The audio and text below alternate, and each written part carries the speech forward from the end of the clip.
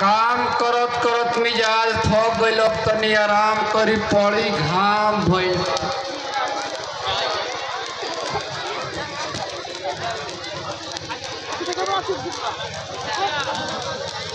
हे भगवान हो।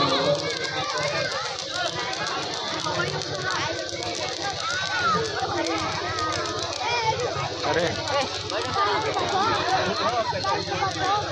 का हो जानकी, खाना लेके आ कहाँ गइलू? जानत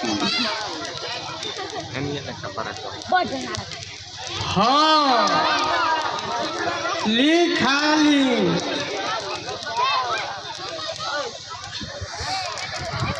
ठीक बा तो खाइए ली।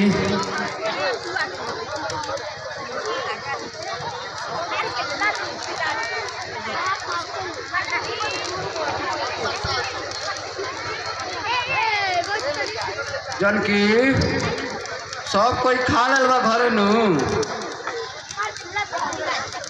हाँ घरे सब कोई खा ले बा।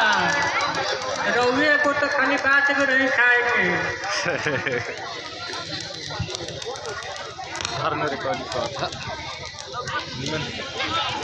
ऊपर ले यूट्यूब पर डाले के बा।